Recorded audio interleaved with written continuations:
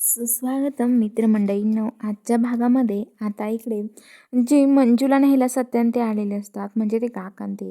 आणि आता मंजू तिथे साडी वगैरे घालून त्यांच्या समोर येते आणि आता लगेच ते काका म्हणतात, "सुनबाई, तुम्ही किती हट्टी आम्हाला माहिती, पण तुम्हाला आता आमच्यासोबत आमच्या घरी यावंच लागेल," असं म्हणतात. आता सत्या नाही आहे तिथे, पण सत्याच्या जागेवर तुम्हाला यावं लागेल असं ते म्हणतात. तर आता लगेच मंजूच्या आईन ते सगळेजण बघत असतात. तर आता मंजू म्हणते, "मी नाही येऊ शकत." तर आता मम्मी साहेब तिच्याकडे बघतात, म्हणतात, "तिला कसं नाही घेणार मी घरात?"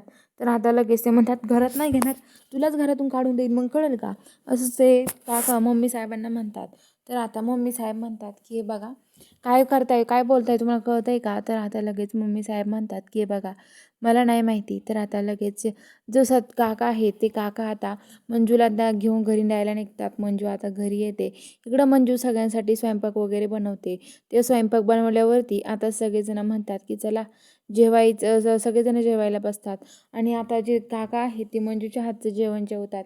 मंजू म्हणतात की "कसं झालं जेवण?" मंजू विचारते. तर ते म्हणतात की "जेवण, तुझ्या पोरी हाताला काय चव आहे, एक नंबर जेवण झालं, लय भारी झालं जेवण, तू ज्या बी घरात जाशील ना त्या घराचं सोनं करशील." असं म्हणल्यावरती सगळेजण बघायला लागतात. मंजू म्हणते, "म्हणजे काय म्हणताय काका तुम्ही?" तर आता लगेच म्हणतात की "हे बघ, आता आमचं सत्याचं नाही आहे पोरी, पण तुला आता अजून एक चान्स आहे, तू दुसरं लग्न कर दुसरं कुणातरी सोबत, कारण की सत्य नाही आहे म्हणून तू आयुष्य असं थोडी घालणार आहे," असं म्हणतात. तर आता लगेच मम्मी साहेब म्हणतात, "हो हो." तर आता लगेच इकडून मंजू मोठ्या मोठ्या ते सत्या सगळेजण बघायला लागतात. नंतर मंजू म्हणते, "मी सत्याशिवाय नाही करू शकत कुणाशी लग्न," असं म्हणते. तर आता मम्मी साहेब लगेच स्थळ बघायला सुरुवात करतात.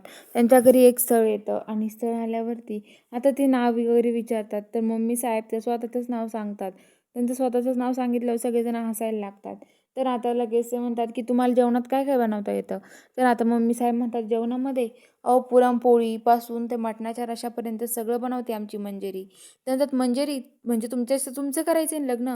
तर गुरुजी विचारतात. नंतर "माझं, तुला वयात काही कळतं की नाही?" मम्मी साहेब काठी घेऊन त्याला मारायला लागतात.